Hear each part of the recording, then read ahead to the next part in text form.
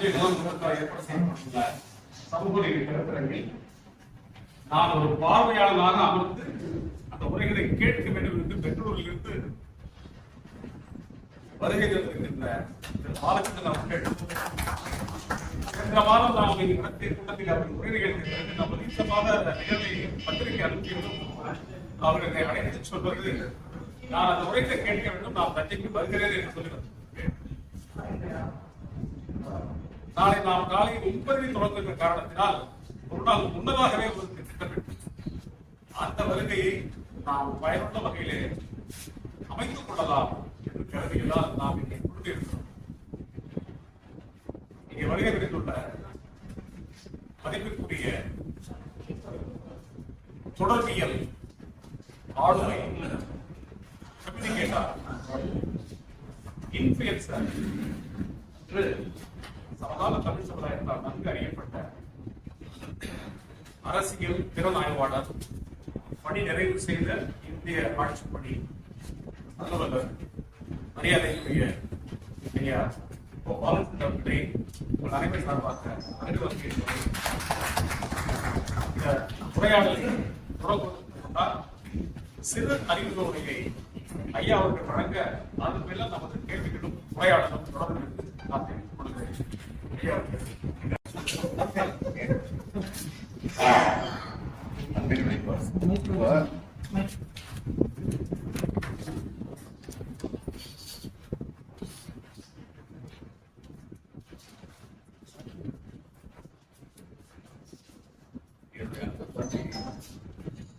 என்ன சொல்லியிருந்தாரு, இளையவர்களை நீங்கள் சந்திக்க வேண்டும் அப்படின்னு சொல்லியிருந்தாரு.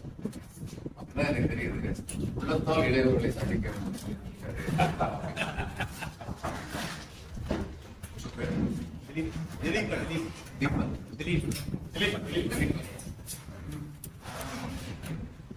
உங்களை எல்லாரும் சந்திக்கல எனக்கு ரொம்ப மகிழ்ச்சி.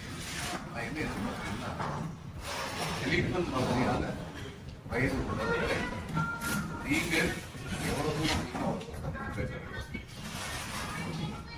நமக்கு வந்து பல சவால்கள் வந்து இன்னைக்கு தமிழ் சமுதாயத்துக்கு இருக்கு. பல சவால்கள். தமிழ் சமுதாயம் பழந்தமிழ் சமுதாயம், பழமையான, அதே சமயம் புதுமைக்கு தன்னை மாற்றிக்கொள்ளும் நிலையில் உடைத்த சமுதாயம். ஆனால் எது நம்முடைய நோக்கமாக இருக்கணும் அப்படிங்கிறது சில தடுமாற்றங்கள் இந்த சமுதாயத்துக்கு நடந்துச்சு. சங்ககாலம்னு சொல்றேன், அது பழந்தமிழ் இலக்கியம் உருவான காலம். 10 பாட்டு, 8 வகை.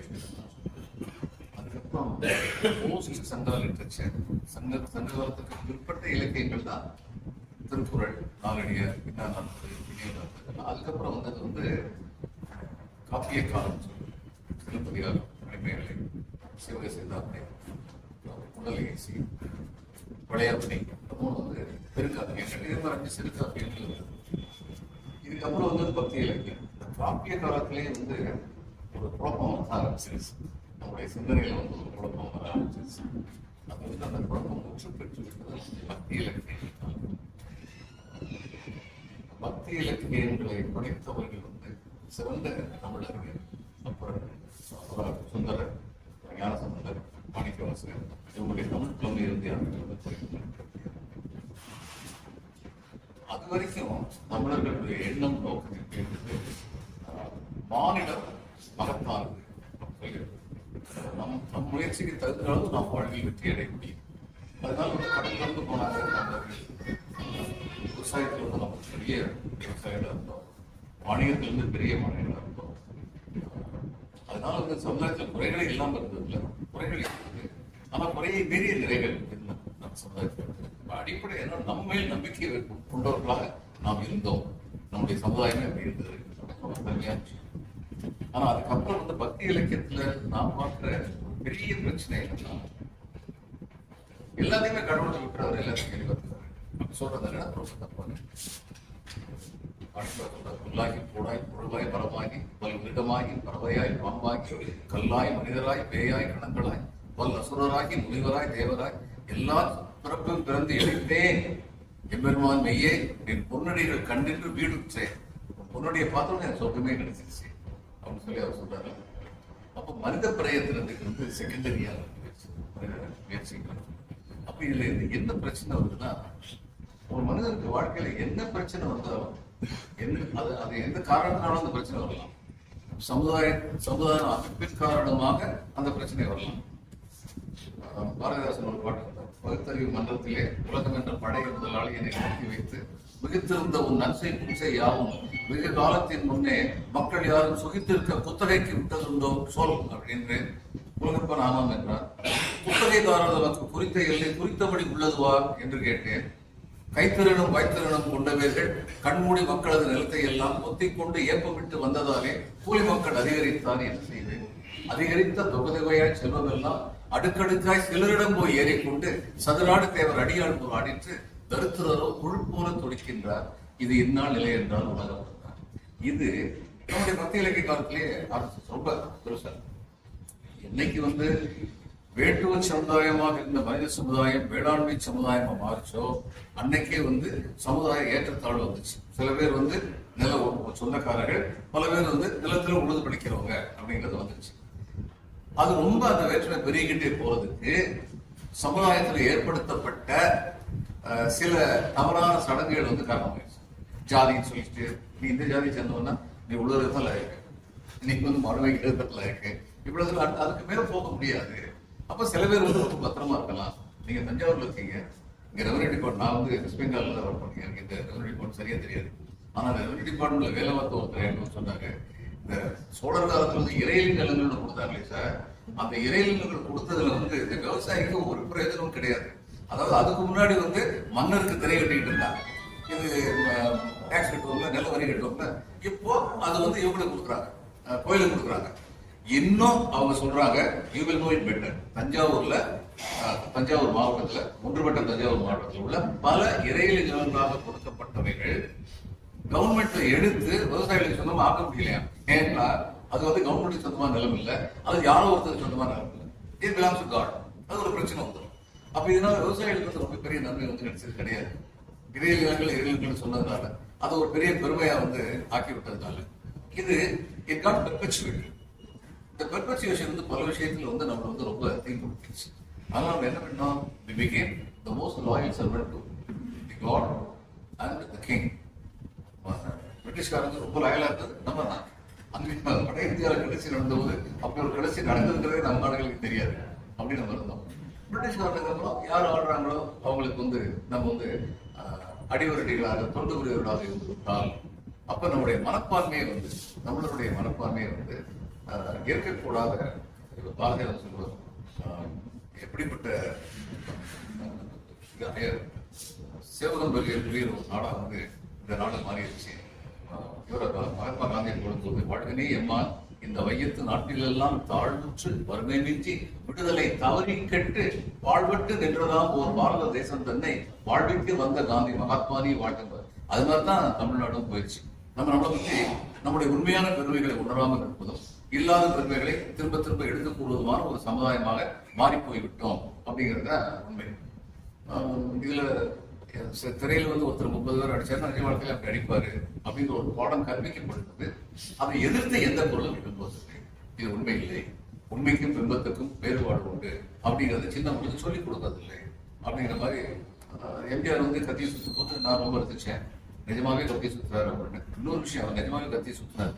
இந்த மதுரை வீட்டு சுந்தரபாண்டி நடக்கும்போது அந்த கத்தி வந்து அவ்வளவு கனமா இல்லாம இருந்துச்சுன்னு சொல்லிட்டு அவரு வந்துட்டு சொன்னார், இந்த கத்தியில வந்து நான் சண்டை விட மாட்டேன், நல்ல பெரிய கத்தியா கொண்டு வரும்.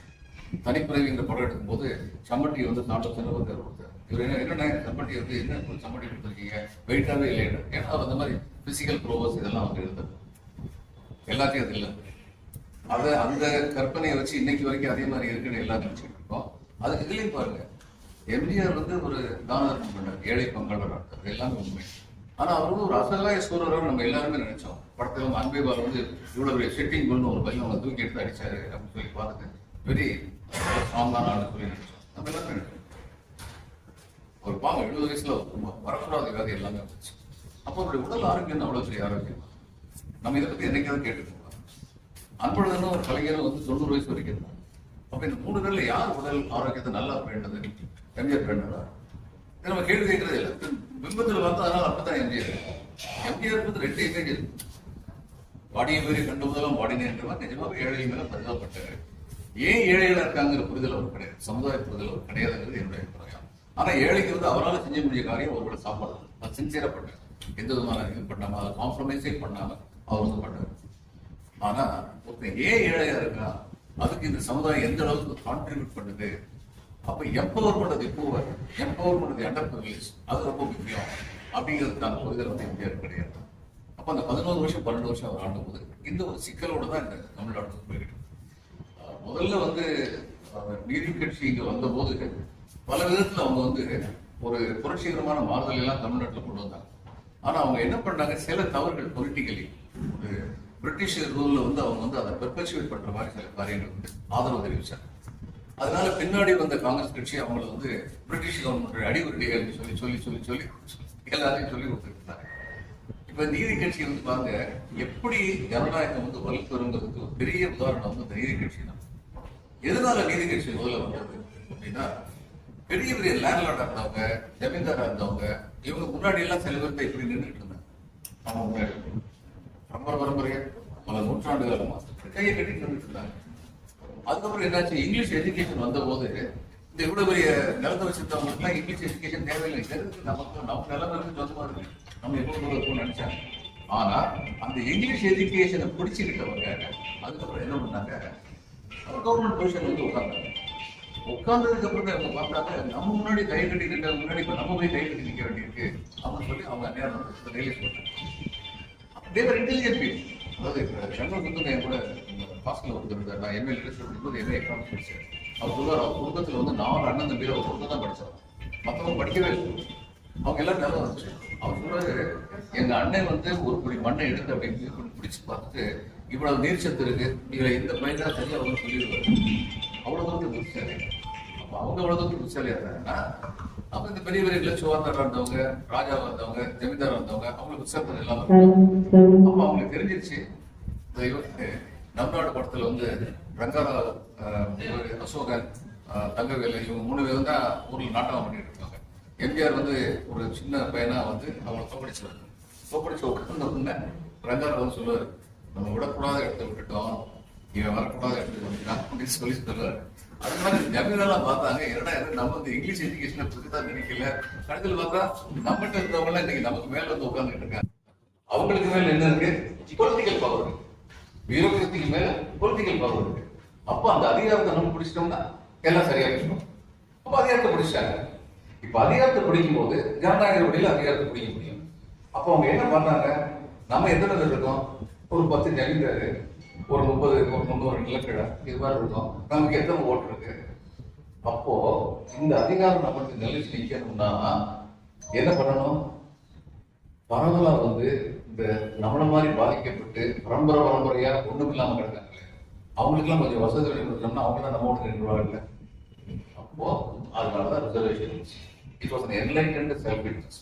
அந்த ரிசர்வேஷன் வந்ததுக்காக reservation in jobs, reservation education, அந்நேரமே மதிய உணவு திட்டத்தை ஆரம்பிச்சு வச்சாங்க. அதுக்கப்புறம் காமராஜர் வந்து அதை இன்னும் இது பண்ணாரு, விரிவுபடுத்தினாரு. எம்ஜிஆர் வந்து இன்னும் பெரிய அளவில் கொண்டு வந்தாங்க. கல்லூரி பள்ளிக்கூடத்தில் வந்து திறக்கிறதுக்கு ஏற்பாடு பண்ணாங்க. மதிய உணவு கொடுத்தா அதுக்கப்புறம் அவங்க கவர்மெண்ட் டிஸ்மிஸ் ஆகணும், பிரிட்டிஷர் வந்து எக்கனாமிக்கலி நாட் வைபிள்னு சொல்லி அதை நிப்பாட்டிட்டாங்க. ஆனா மெட்ராஸ் கார்பரேஷன் பல பேருக்கு தெரியாது, 5 வருஷம் கார்பரேஷன் லைஃப் இல்லையா, அவங்க எப்படி கொண்டு வந்திருந்தாங்க, அதிகாரம் பரவலாக்கப்படணும்னு சொல்லிட்டு 1 ஆண்டு பிராமணர் இருக்கணும், 2வது வருஷம் பிராமணர் அல்லாத உயர்ஜாதி இந்துக்கள் இருக்கணும், 3வது வருஷம் பிராமணர் அல்லாத உயர்ஜாதி அல்லாத தாழ்ந்த ஜாதி என்று கருதப்படுகிறவர்களுக்கு மேயரா இருக்கணும், 4வது வந்து மைனாரிட்டி இருக்கணும். 5 பேருக்கு ரீசர்ச் வச்சிருந்தாங்க. அதுக்கப்புறம் ரீசெண்டாக தான் 73rd கான்ஸ்டியூஷன் அமெண்ட்மெண்ட் வந்ததுக்கு அப்புறம் ஒரே ஆளுதான் 5 வருஷம் இருப்பாரு சொல்லி கொண்டு வந்தாங்க. அதுக்கு முன்னாடி அப்படி இல்லை. இந்த உணர்வு அடிப்படையா இருந்ததுனால என்னாச்சுன்னா, நீங்க டிஎன்பிஎஸ்சிக்கு ஆரம்பிச்சு எல்லாத்துலயுமே வந்து எல்லாருக்கும் ரெப்ரசன்டேஷன் கொடுக்கணும் அப்படிங்கிற ஒரு உணர்வு வந்தது. அது வந்து இட் ஹெல்ப்ஸ் எம்பவர்மெண்ட். ஆனா இப்படி நடந்துகிட்டு இவரு இப்ப பெரியார் வந்து நம்ம எல்லாரும் ஏன் ரொம்ப ஒரு மாபெரும் மனிதர்னு சொல்லி, அவர் பிடிச்சவங்க பிடிக்காதவங்க யாருமே ஒன்று சொல்லுவாங்க ஆங்கிலத்தில், you can dislike him but you cannot disown him அப்படின்னு சொல்லுவாங்க. நீங்க அவர் வந்து டிஸ்கவுண்ட் பண்ணவே முடியாது அப்படிங்கிற அளவுக்கு தமிழ்நாட்டில் வந்து அவர் நிறைய பண்ணியிருக்காரு. இந்த பெரியார் எதனால பெரிய மனுஷன்னா, இந்த நீதி கட்சி ஆளுங்கள்லாம் எல்லை கண்டு செல்ஃப் இன்ட்ரெஸ்ட் இருந்துச்சு. நம்ம பெரியாளா இருக்கணும்னா இவங்களெல்லாம் நம்ம கூட வச்சிருக்கணும், இவங்களெல்லாம் நம்ம கூட வச்சிருக்கணும்னா நல்ல காரியம் செஞ்சு நம்ம கூட வச்சிருக்கணும், அதை பாராட்டணும். சும்மா வந்து ஏதாவது 3000 ரூபாய் 3 கட்டிக்கும் 3 கோழி சாப்பிட்டு கொடுத்து அவங்க வந்து பதவி வரணும்னு நினைக்கல. அவங்க எல்லாருக்கும் நல்ல காரியம் செஞ்சு பதவி வரணும்னு சொல்லி நினைச்சாங்க. ஆனா பெரியார் வந்து முதலமைச்சர் பதவி அவருக்கு பிரிட்டிஷ் கவர்மெண்ட் ஆஃபர்ட், அவர் வேணாட்டாங்க. கடைசி வரைக்கும் அரசியல் பதவி அவர் கேட்கவே இல்லை. இவர் பண்ண இந்த சோசியல் ரிஃபார்ம்ஸ்ல அவருக்கு ஒரு பைசா பிரயோஜனம் கிடையாது, அதை அவர் எதிர்பார்க்கல. ஆனா நம்ம நாட்டு மக்கள் வந்து எவ்வளவோ பெரிய கைப்போடர் படைன்னு ஒரு படை இருந்தது, சோழ நாட்டு மன்னர்களுக்கு கைப்போடர் படை இருந்தது. யாரு இப்ப நெசவாளிகள் கஷ்டப்பட்டு இருக்காங்களே, அவங்க அந்த காலத்துல அவ்வளவு பெரிய வீரர்கள். இது மாதிரி நிறைய பேருடைய கதை சொல்லுவோம், நிறைய சமூகங்கள் எப்படி எப்படிலாம் பெரிய இடம் இருந்தாங்க, கடைசியில் எப்படி போயிட்டாங்க அப்படிங்கிறது சொல்லலாம். பாரதியார் கூட படிக்கிறது, மண் வெட்டிட்டு இருக்கியே நீ மரபுடைய சேர்ந்த எப்படிப்பட்ட ஆளா இருந்தா உனக்கு தெரியுமா அப்படின்னு ஒரு பாட்டில் படிக்கிறேன். எல்லா இனமும் தனக்கு என்று தனிப்பெருமை படைத்தவர்களாக இருந்தார். ஆனா அது எல்லாமே மாறி போய் போன காலம் வர்றதுக்கெல்லாம் அடிப்படையா நான் என்ன யோசிக்கிறேன்னா, இந்த விதியை நம்புறது எல்லாம் கடவுள் பார்த்துக்குவான்னு சொல்லி ஒரு நம்பிக்கை விதைக்கப்பட்டதுல அதுதான் நம்மளோட நாசமாச்சு. எப்பொருள் யார் யாருவாய் கேட்கணும் அப்பொருள் மெய்ப்பொருள் காண்பது அறிவு அப்படின்னு சதமோடு சொல்லிட்டு மெய்ப்பொருளையே பார்க்காம வளர்ற ஒரு சமுதாயமா நம்ம மாறி போயிட்டோம் அப்படிங்கிறது வந்து ஒரு முக்கியமான காரணம். இந்த புள்ளியில ஒரு முக்கியமான கேள்வி இருக்கு. நம் தமிழ் சமூகம் விதியை நம்பும் சமூகமாக கட்டமைக்கப்பட்டிருக்கிறது. நம் பாடத்திட்டங்கள் அறநூல்கள் அவற்றையே போதிக்கின்றன. இளைஞர்கள் அதில் பதிந்து விட்டனர். இவர்களை இதிலிருந்து மாற்றுவது இயலுமா? நான் விஸ்வநாதன், எழுத்தாளர்.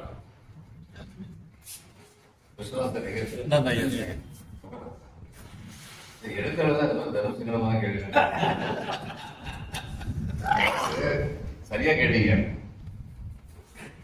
ஊழைய முப்பக்கம் காண்பர் உலகெந்தி தாடாது உயிர்ந்தோர் எழுதின அதே விட்டது வந்து ஊழில் பெருவலி யாதோட ஊழில் பெருவலி யாதோட மற்றொன்று முன்பு தான் மற்றொன்று சூழலில் நான் நண்பரும் அப்படின்னு சொல்லியிருக்காரு.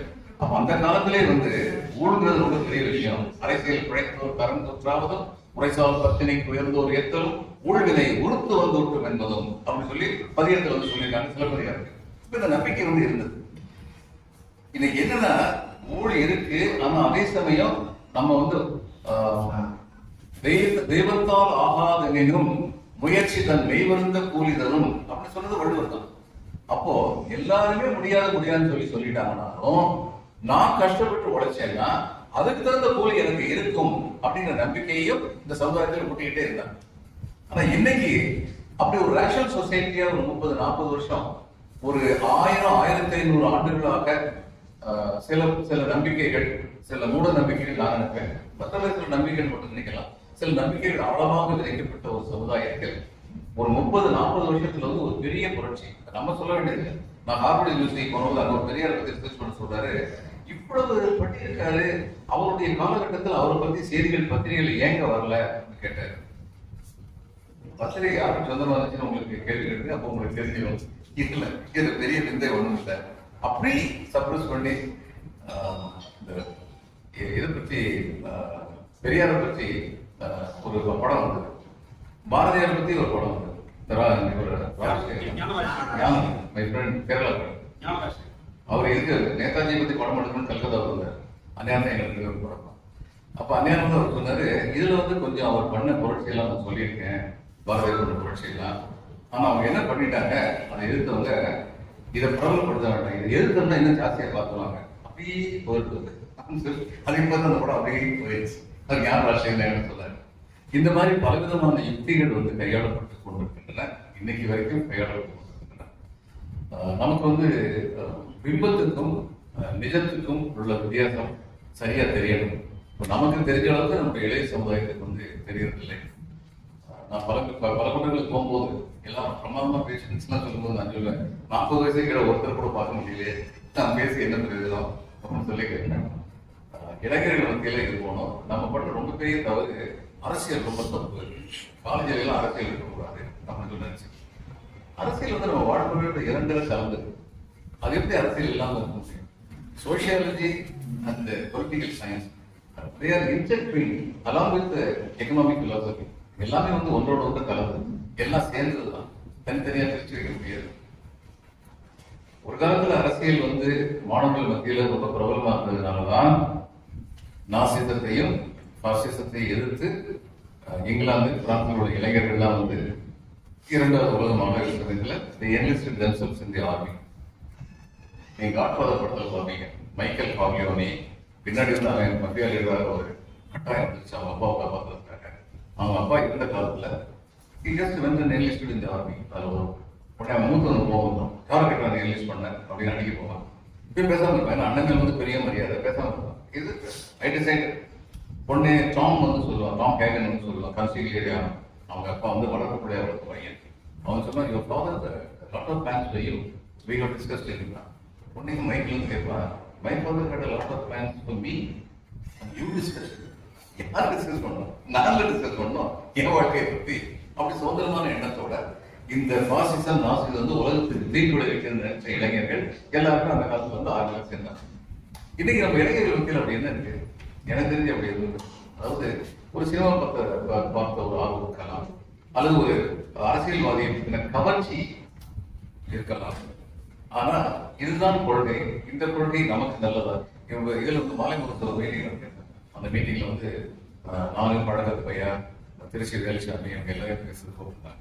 போயிருந்த போது விஜய் ரசிகர்கள், அதுல ரசிகலாம் சாதாரண அவ்வளவு தூரத்துக்கு அவர் மேல ஈடுபாடு கூட ரசிகர்கள் பேர் கேட்டாலே கேரளத்தில் பயங்கரமா இருக்கு அந்த மாதிரி. அப்ப நான் வந்து அவங்களுக்கு சொன்னேன், எல்லாருக்கும் அரசியல் வர்றதுக்கு உரிமை இருக்கு, விஜய்க்கு உரிமை இல்லையா? கண்டிப்பா உரிமை இருக்கு. அரசியல் வர்றதுக்கு எல்லாருக்கும் உரிமை அவருக்கு இருக்கு. நீங்க யாருக்கு ஓட்டு போடுறதுங்கிற உரிமை உங்களுக்கு இல்லையா? நீங்க விஜய் ஓட்டு போட்டு சேர்ந்தா விஜய்க்கு தான் ஓட்டு போடுவீங்க. அதை நான் வந்து விஜய் ஓட்டு போடாதுன்னு நான் சொல்ல மாட்டேன். ஆனா நம்ம இந்த ஜனநாயகமே எதுக்கு இருக்கு? மக்களுடைய வாழ்க்கையை வளப்படுத்துறதுக்கு ஒரு அரசு வேணும் அப்படிங்கிறதுக்காக இருக்கு. அப்போ நீங்க வந்து நீங்க தான் எதிர்காலம், சிவியா the past but you are the future. நீங்க தான் இந்தியா வந்து எங்க வந்து கட்டமைக்க போறோம். அப்ப நீங்க ஒரு லீடரை சூஸ் பண்ணீங்கன்னா அந்த லீடர் நீங்க என்ன கேட்கணும்? எங்க தலைமுறைக்கு நீங்க என்ன செய்ய போறீங்க? எந்தெந்த காரியங்களை செஞ்சா நாங்கள் வளர்ந்து அதன் காரணமாக நாடு வளரும், எங்க வீடு வளரும், நாடு வளரும். நீங்க வந்து லஞ்சம் ரொம்ப இருக்குன்னு சொல்றீங்க. ஆமா, லஞ்சம் ரொம்ப இருக்கு. அந்த லஞ்சத்தை நீங்க சும்மா லஞ்சத்தை ஒழிப்பேன் அப்படின்னு சொல்லி டைலாக் எப்படி லஞ்சத்தை ஒழிப்பீங்க? அதாவது இன்னைக்கு நான் 35 வருஷம் கவர்மெண்ட்ல இருக்கேன். நான் ஒண்ணு பார்த்திருக்கேன், லஞ்சம் கொடுக்குறவனுக்கு வாங்குறவனுக்கு இடையில ஒற்றுமை இருந்ததுன்னா அந்த லஞ்சத்தை அரசால் ஒண்ணுமே செய்ய முடியும். ஏன்னா அவங்க ரெண்டு சந்தமான லஞ்சத்தை வாங்கி கொடுத்து போயிடுவாங்க. அப்ப யார் அதை செய்ய முடியும்? தி பப்ளிக் அறப்போர் இயக்கம், இந்த மாதிரி ஆளுங்க தான் அதை எடுத்து பை பண்ணுவாங்க. அந்த மாதிரி இயக்கங்கள் வலுப்பெற்றால்தான் ஜனநாயகம் வந்து உயிர் கூட. இப்ப அந்த மாதிரி இயக்கங்கள் இன்னைக்கு இருக்கிறது கொஞ்சம் பேர். அந்த அறப்போர் இயக்கத்தையே தெரிஞ்சவங்க எத்தனை பேர் சொல்ல தெரியாது. அப்போ இளைஞர்கள் பத்தியெல்லாம் அப்படிப்பட்ட ஒரு அவேர்னஸ். நான் கேட்டேன், நீங்க அதை கேளுங்க உங்க தலைவர், நீங்க எனக்கு என்ன செய்வது? லஞ்சத்துக்கு ஒளி பேர் 19 சொன்னாங்க. What are the means by which you will terminate corruption? Corruption மாதிரி ஒரு மோசமான இது. ஏன்னா எப்பயுமே லஞ்ச ஊழலால் பாதிக்கப்படுறவங்க இந்த பூவர் அந்த அண்டர் பிரிவிலேஜ் ஏழைகளும் எளியவர்களும் தான் லஞ்சத்தால் பாதிக்கப்படுறாங்க. பணக்காரர்கள் இல்லை. ஒவ்வொரு லஞ்சத்திலையும் பணக்காரர்களுக்கு பயன் ஜாஸ்தியாகும், மிடில் கிளாஸுக்கு ஜாஸ்தியாகும். ஆனா ஏழைகளுக்கு எளியவர்களுக்கு வந்து பாதிக்கப்படுவாங்க. அப்ப நிச்சயமா அந்த நாட்டுடைய ஒரு கேன்சர், ஒரு புற்றுநோய் மாதிரி லஞ்சம். அப்ப அது ஒழிக்கிறது நம்மளுக்கு 75 வருஷம் இறக்குறை இருந்திருக்கோம். அது சிஸ்டமேட்டைஸ் பண்ண. இப்ப என்னுடைய நண்பர் கஸ்டம்ஸ்ல ஒருத்தர் வந்து ரொம்ப நாணயமான கவிதர், நாணயமா இருந்து ரொம்ப கஷ்டப்பட்டு, ஆனா நாணயமா தான் இருப்பேன் அப்படின்னு சொல்லி இருக்காரு. அவர் சொல்றாரு, இப்ப எப்படி நம்ம இந்த கஸ்டம்ஸ் லஞ்சத்தை ஒழிக்க முடியும்?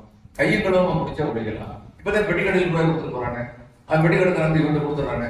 அப்ப ரூபாய் வாங்கவே யாரும் தெரிய மாட்டேங்குது, எப்படி பிடிப்பாங்க? ஒரு சின்ன உதாரணம். இது மாதிரி எல்லாருமே புத்திசாலி. லஞ்சம் வாங்குறவங்க லஞ்சம் கொடுக்கறவங்க ரொம்ப புத்திசாலி ஆயிட்டாங்க. எப்படி கொடுத்தா பிடிபடாம இருக்கலாம் அப்படின்னு சொல்லி அவங்களுக்கு தெரியும். அந்த மாதிரி நிலைமையில நீங்க ஆடு இருக்கும்போது எந்த விதமான பின்விளைவுகளை பற்றி கவலைப்படாமல் துணிந்து எதிர்த்து போரிடுகின்ற வல்லமை இளையவர்களுக்கு மட்டும்தான். குஜராத்தில் ஒரு காலத்தில் நான் இளையவனா இருந்த குஜராத்தில் வந்து ஸ்டூடெண்ட்லாம் சேர்ந்து ஒரு கவர்மெண்ட் கவர்த்து விட்டேன். அதனால நான் வந்து அவங்களுக்கு வந்து ஆங்கிலத்தில் எழுதின தமிழ்ல சொல்றேன், இந்திய நாடு இளையவர் நாடு, அந்திகளின் மேல் அரும்புவதில்லை, அரும்பும் இளையோர் அயர்வதும் இல்லை. அதுதான் உண்மை, உண்மையிலேயே அதுதான். அப்போ அப்படிப்பட்ட ஒரு மாபெரும் சக்தி தன்னை பத்தி உணர்ந்துடும். நம்மளால எதை சாதிக்க முடியும் அப்படின்னு தெரிஞ்சிருக்கும். நீங்க விஜய் ஓட்டு போடுறது உங்களுடைய ரைட்டு. ஆனா கேளுங்க, எதுக்கு நான் அவனுக்கு ஓட்டு போடணும்னு எனக்கு தண்ணி அப்படின்னு கேட்கணும். அப்படி கேட்காம ஓட்டு போட்டீங்கன்னா உங்களை நீங்களே ஏமாத்தீங்க. இதை வந்து இளைய சமுதாயத்தை சொல்ல வேண்டிய பெரிய பொறுப்பு இன்னைக்கு உள்ள நமக்கு வந்து நீங்க வந்து அவருக்கு அவர் ஓட்டு போடக்கூடாது, இவர் ஓட்டு போடக்கூடாதுன்னு சொன்னா அதுல பிரச்சனை தான். யாரும் ஓட்டு போடலாம். ஆனா நீ எந்த ஓட்டு போட்டாலும் உன்னுடைய நன்மைக்காக போடும். அது ரொம்ப முக்கியம். திலீபன் விஜய் பற்றி பேசுறதுனால கரூரில் நடந்த கூட்ட நெரிசலில் 41 பேர் இறந்தார். அது குறித்த உங்கள் கருத்து? இந்த எந்த கம்பெனியில இருந்து சார்ட்டர் ஃபிளைட் கொண்டு வந்தாங்களோ அந்த கம்பெனில இருந்து நான் டீடைல்ஸ் வாங்கினேன். நேற்று சஞ்சீவி ப்ரோக்ராம் அதை சொன்னேன். அந்த கம்பெனியில வந்து அவங்க என்ன சொல்றாங்க, இந்த மாதிரி ஒரு சார்ட்டர் ஃபிளைட் வரும்போது முதல்லயே வந்து ஃபிளைட் பிளான் கொடுக்கணும், இதுக்கு ஏர்போர்ட்ல கொடுக்கணும். அப்ப இதுல வந்து என்ன ஃபிளைட் பிளான் கொடுத்தாங்க, காலையில 8:30 மணிக்கு அங்கிருந்து கிளம்புவோம். அப்புறம் ஃபிளைட் பிளான் கொடுத்தாங்க. சென்னையில இருந்து கிளம்புறதே 8:30 மணிக்கு சொல்லி கொடுத்துட்டு 8:34 கிளம்பினாங்க. 4 நிமிஷம் வேலையா அதுல ஒரு கிளம்பினாங்க. திரும்ப போறது இப்போ கரூர்ல வந்து 3 மணிக்கு மீட்டிங் சொல்லியிருக்காங்க. 3 மணி மீட்டிங் வந்து எப்பயுமே எல்லா அரசியல் தலைவர்கள் இடத்தான் வராங்க. அது விஜய் மட்டும் ஒரு சொல்றது அர்த்தம் இல்லை. 3 மணி 5 மணிக்கு வரட்டும். எங்க தப்பு நடந்துச்சுன்னா வருவோம். 12 மணிக்கு 1 மணிக்கு வருவாங்க சொல்லி தொண்டர்களை எல்லாம் வந்து கூட்டு போயிட்டாங்க. கூட்டு போயிட்டு 3 மணிக்கு அரசாங்கத்துக்கு 3 மணிக்கு இவங்கிட்ட 1 மணி ஒண்ணு விஜயை பார்க்கணுங்கிற ஆவல சின்ன பிள்ளைகள்லாம் விஜயை பார்க்கணும்னா அந்த பிள்ளைகளும் சேர்த்து கூட்டு போயிட்டாங்க. அப்ப 10 மணிக்கு 11 மணிக்கு வந்தாங்க. இவங்களுக்கு குடித நீர் வசதியை கொடுக்க வேண்டியது ஆர்கனைஸ் பண்ற கட்சியுடைய பொறுப்பு. எந்த வசதியும் ஏறக்குறைய 6 மணி நேரம் 11 மணிக்கு வந்தாங்கன்னா இவங்க 7 மணிக்கு வந்தாங்க. 8 மணி நேரம். முக்கியமான பாயிண்ட் என்னன்னா சார்ட்டர் ஃபிளைட்ல வந்து டிபாசிட் டேங்க் இவங்க ஃபிளைட் ரேங்க் என்ன பார்த்தாங்க 9 மணிக்கு திருச்சியில இருந்து கிளம்பணும் எழுதி கொடுத்துருக்காங்க. இவங்க 3 மணிக்கு வீட்டுக்கு வரதுக்கு வர 5 மணிக்கே வந்தா கூட அவர் 5:30 மணிக்கு கிளம்பினா கூட 2 மணி நேரம் எடுக்கும் கரூர்ல இருந்து போறது. 7:30 மணிக்கே போனா கூட 2 மணி நேரம் 1.5 மணி நேரம் 2 மணி நேரம் 7 மணிக்கு ஃபிளைட் போயிடலாம். ஏன் 9 மணி? அது மட்டும் இல்ல 9 மணிக்கு கொடுத்து அதுக்கப்புறம் ஃபிளைட் பிளான மாத்தி 10 மணி அப்படின்னு சொல்லி கொடுத்தாங்க. It's on record. கடைசியில் கிளம்புனது 10:22 கிளம்புனது. That's also on record. அப்ப இதுல பிரைமரி ரெஸ்பான்சிபிலிட்டி யார் ரெஸ்பான்சிபிலிட்டி? உங்க தலைவருடைய ரெஸ்பான்சிபிலிட்டி. ஏன்னா போர் இடத்துல எல்லாம் கூட்டம் வருதுங்கிறது தெரியும். தெரிஞ்சு கூட்டம் அலமோதட்டும். அதுக்கப்புறம் ஸ்டார் மாதிரி நான் போறேன். அப்ப அதுல ஒரு பரபரப்பு வரும். டெபி கார்டு மாதிரி நான் இருப்பேன். இப்ப எல்லாரும் என்ன கேட்கறாங்க, மற்ற பொலிட்டிக்கல் இடத்துல இது மாதிரி லேட்டா வந்தது இல்லையா? நீங்க என்ன விஜய் பத்தி மட்டும் பேசுறீங்க? எல்லாம் நான் சொல்றேன், எல்லா அரசியல் தலைவரும் சம்மதமா வந்திருக்காங்க பேட்டிக்கு. ஆனா யாருமே கேரளத்துல வந்து அங்க ஒரு மேடை ஏற்கனவே இருக்கும். அந்த மேடையில ஏற்கனவே பேசிட்டு இருந்தாங்க. இப்பதான் ஜெனரேஷன்ல மாத்திட்டு இருக்காங்க. இந்த மாதிரி கேரளத்துல விஜய் வரும்போது எப்படி இருந்தது அந்த கூட்டம் வந்து போலீஸ் போதுமான அளவுக்கு இல்லையா? 500 போலீஸ்மேன் எங்கேஜ் பண்றது சொல்றாங்க. 500 போலீஸ்மேன் எங்கேஜ் பண்ணியிருந்தா that is subject verification. Engage பண்ணியிருந்தா நான் லா அண்ட் ஆர்டர் பண்ணியிருக்கேன். அவங்க 10,000 பேர் வருவாங்க எழுதி கொடுத்துருக்காங்க. அவங்க எழுதி கொடுத்தது 10,000 பேர் வருவாங்க கொடுத்தாங்களா, குறைந்தபட்சம் 10,000 பேர் வருவாங்க எழுதி கொடுத்தாங்க. இவங்க வந்து எதிர்பார்க்காங்க 15,000 பேர் வரைக்கும் வருவாங்கன்னு எதிர்பார்த்திருக்காங்க. அது வந்து தப்பு. அவருடைய முதல் கூட்டத்தை பார்க்கும்போது அதை விட அதிகமா வரணும் தான் எதிர்பார்த்துக்கணும். கடைசியில் வந்தது 25,000 பேர். 25,000 இருந்து 27,000 பேர் வந்திருக்காங்க. இப்ப ஒரு கான்ஸ்டபிளுக்கு வந்து ரேஷியோ வந்து 50 1:50. 500 பேர் இருந்திருந்தா 25,000 பேர் கொண்ட கூட்டத்தை வந்து கட்டுப்படுத்த முடியும். எப்போ ஒரு அன்ரூலி கிரௌடா இருந்தா எப்படி கட்டுப்படுத்துவாங்க? ஒரு வயலண்ட் கிரௌடா இருந்தா 500 போலீஸ்மேன்ல வந்து நாங்க என்ன பண்ணுவோம், 40-50 பேர் ஒட்டுமொத்தம் அனுப்பி அந்த லாட்டி சார்ஜ் பண்ணி கட்டி விட்டுறேன். சரி, லாட்டி சார்ஜ் பண்ணணும்னு சொல்லும் போது அதுக்கு சில வரைமுறை. இப்ப எங்களுக்குலாம் என்ன சொல்லி கொடுத்தாங்கன்னா, கூட்டத்தை தள்ளிக்கிட்டே போங்க. லாட்டி சார்ஜ் ஆரம்பிச்சு நார்த் செந்து இருக்குல்ல, 4 பக்கம் ரோடு இருக்குல்ல, அந்த இடத்துல அடிங்க. அப்ப 4 பக்கம் பிரிஞ்சு ஓடிடுவாங்க. நம்ம நம்ம பிள்ளைங்க இவங்களை அடிச்சு உதைக்கணும், மண்டையை உடைக்கணும் நம்ம ஏம் இல்லை. இந்த இடத்துல இவங்க கரெக்டா பண்ணக்கூடாது. அவ்வளவுதான் நம்ம ஏம். அப்ப அதான் நம்ம பண்ணணும்.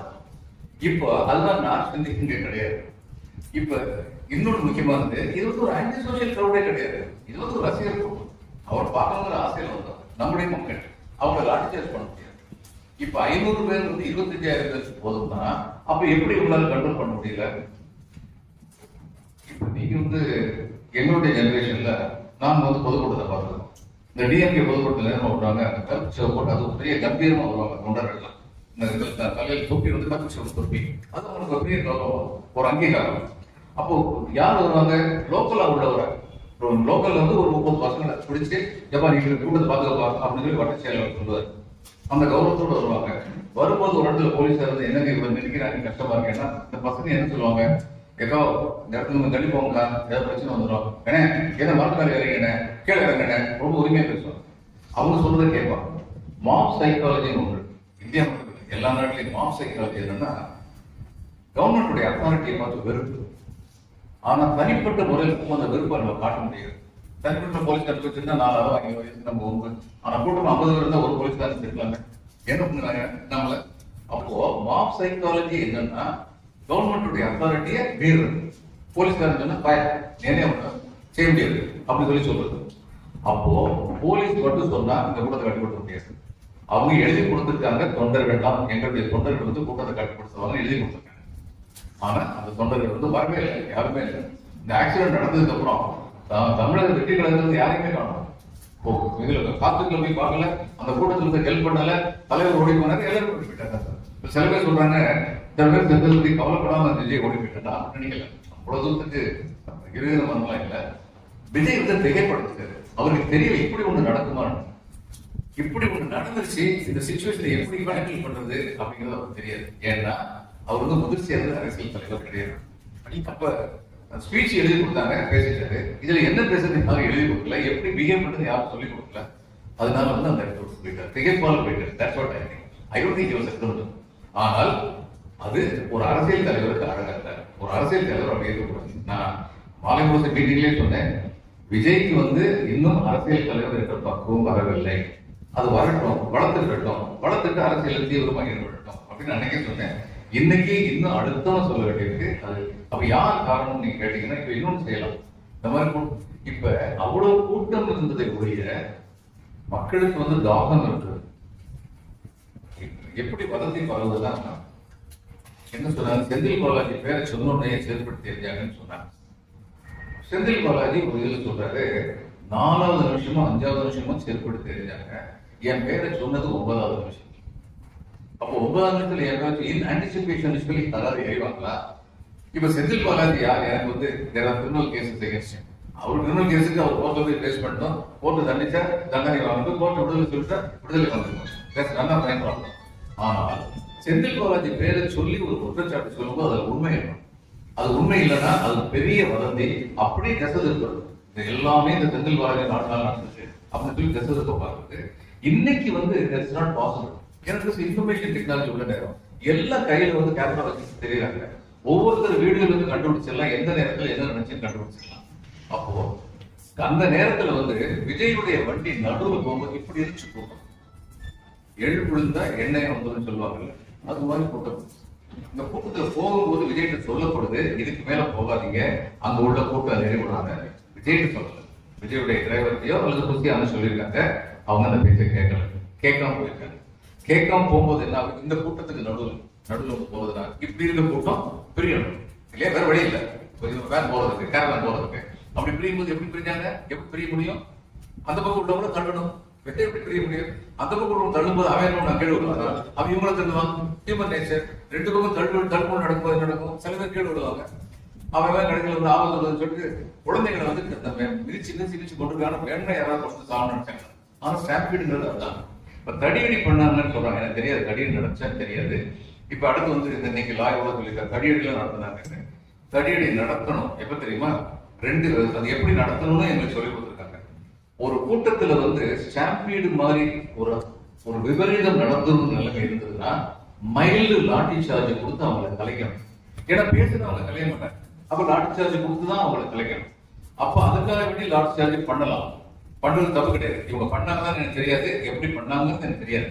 ஆனா என்ன இப்ப சொல்ல வருதுன்னா, எல்லாமே இந்த அரசுடைய தவறுங்கிற மாதிரி ஒண்ணு கொண்டு வராங்க. எல்லாத்தையும் மீறி இன்னொன்னு கேட்கலாம், சரி இவ்வளவு கூட்டம் இருந்துச்சு, 10,000க்கு மேல 27 வந்துட்டாங்க, அப்ப இந்த கூட்டத்தை கலைச்சிருக்காங்க, sorry Vijay should not address அப்படின்னு சொல்ற அதிகாரம் வந்து அப்படி சொன்னா அதைத்தான் விஜய் எதிர்பார்க்குறாரு. உடனடியா எல்லாத்தையும் போய் பாத்தீங்கன்னா கவர்மெண்ட் எங்களுக்கு எவ்வளவு பயப்படுவாங்க, என் கூட்டத்தை நடத்த விட மாட்டேங்கிறாங்க. அப்படியே politically it is wrong, it is not right அப்படிங்கறதுனால இருக்கு. அந்த கூட்டத்தையும் சமாளிச்சுக்கிட்டு தான் இருந்தாங்க. மறுபடியும் சொல்றேன், சமாளிச்சுட்டு தான். ஸ்டாம்பீடு நடந்தது விஜயுடைய வண்டி அங்க உள்ள போனதுக்கு அப்புறம் தான், இதை யாருமே மறுக்கல. அப்ப அப்படிப்பட்ட நிலைமையில வந்து வண்டியை உள்ள போக கூட தெரிஞ்சுக்கணும். தெரியலன்னா அவர் முதிர்ச்சி பெறாத தலைவர், அது தப்பு. அதுக்கப்புறம் போலீஸ் வந்து அதுக்கப்புறம் ஹேண்டில் பண்ண விஷயத்தை பத்தி இது வரைக்கும் யாரும் குறை சொல்லல. போலீஸ் தான் தூக்கி போயிருக்காங்க ஜனமையெல்லாம் ஆஸ்பத்திரிக்கு.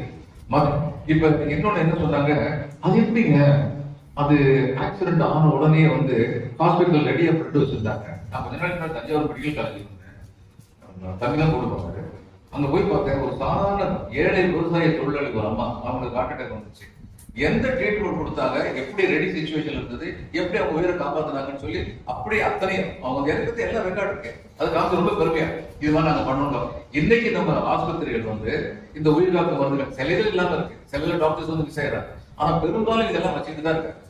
அதுக்கப்புறம் இன்னொன்னு எங்களுக்கு கொடுக்குற இன்ஸ்ட்ரக்ஷன் என்னன்னா, பொதுக்கூட்டம் நடக்கும் பொழுது அரசு மருத்துவமனைகள் வந்து ஆயத்தமா ஒருவேளை ஏதாவது வேக்சின் நடக்கலாம், அதுக்காக வேணும். இப்ப என்ன சொல்றாங்க, அது எப்படிங்க அது அந்த உடனே அந்த இடத்துல செந்தில் பாலாஜி போய் நிக்கிறாரு பாத்தீங்களா, இதுல ஏதோ போடாது இருக்கு, சிஎம் உடனே போட்டு வர்றாங்க. செந்தில் பாலாஜி வர்றதுக்கு முன்னாடி விஜயபாஸ்கர் ஏடிஎம்கே சேர்ந்தவர் அங்க போயிருந்தார், அவர் உள்ளார். அப்ப அவங்க ஒரு ஒரு நாள் வர்றாங்க.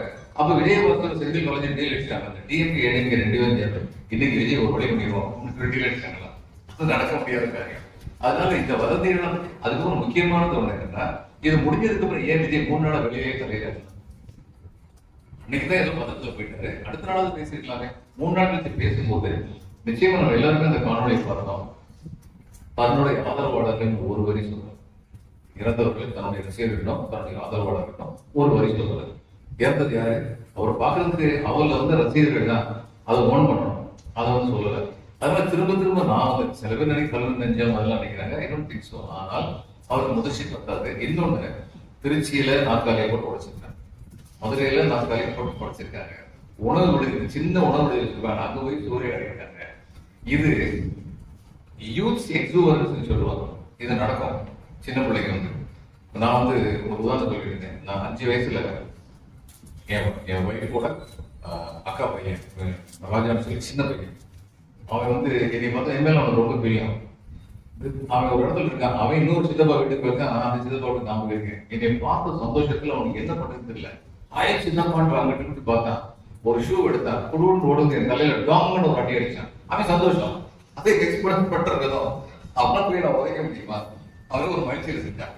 இந்த யூத் செக்ஷன் இது மாதிரி தப்பு பண்ணிடும், தப்பு பண்றது தவிர. See, we should know the difference between a criminal and an exuberant youth. உற்சாகம் மிகுதியால் செய்யற காரியத்துக்கும் கிரிமினல் இன்டென்ஷனோட செய்யற காரியத்துக்கும், அல்லது துக்க மிகுதியால் செய்யற காரியத்துக்கும் கிரிமினல் இன்டென்ஷனால செய்யற காரியத்துக்கும் ரொம்ப வித்தியாசம் உண்டு. அப்ப என்ன பண்ணிடணும், இவங்க வந்து கட்சியில இருந்து என்ன சொன்னாங்க, நீங்க வந்து கர்ப்பிணி பெண்கள் வராதீங்க, குழந்தைகள் வராங்க, கூப்பிட்டு வராதீங்க, முதியவர்கள் வராதீங்க எல்லாம் சொன்னாங்க. இதை இவர் வந்து காணொலியில சொல்றதுக்கும் கட்சியில் அறிக்கையா வர்றதுக்கும் ரொம்ப வித்தியாசம். இவர் காணொலி சொல்லிடணும் ஒண்ணு. இன்னொன்னு, தன்னுடைய கட்சிக்காரர்களுக்கு யூத் வந்து இந்த மாதிரி காரியம் பண்ணாதீங்க, இது எனக்கு பிடிக்காது, நாற்காலை உடைக்கிறது நிப்பாட்டுங்க, அங்க போய் அந்த உணவு எல்லாம் இது பண்றது, இது டிரான்ஸ்பர் மேல ஏறுறது, மரத்து மேல ஏறுறது, உயிருக்கு ஆபத்தான விஷயத்தை செய்யக்கூடாது, இது என்னுடைய கட்டளை அப்படின்னு அவர் சொல்லியிருந்தாருன்னா அதுக்கு ஒரு இம்பாக்ட். ஒரு தரம் கூட இந்த மாதிரியான காரியம் ஒன்னும் கூட அவர் கண்டிக்கவே இல்லை. அப்ப இதுக்கு என்ன அர்த்தம்? அப்ப நான் என்ன நினைக்கிறேன்னா, இவருக்கு ஆசை இது மாதிரிலாம் வரட்டும், வந்து இது மாதிரிலாம் இது வரட்டும், கிளர்ச்சி வரட்டும், என்னை வந்து தன்னிகர் இல்லா தலைவர்னு சொல்லி எல்லாம் நினைக்கட்டும், இந்த அரசுக்கு கொஞ்சம் பயத்தை நான் கிளப்புறேன், இந்த மாதிரி அரசுக்கு பயத்தை கிளப்புறேன். அதனால in every way I think he is a very mature leader.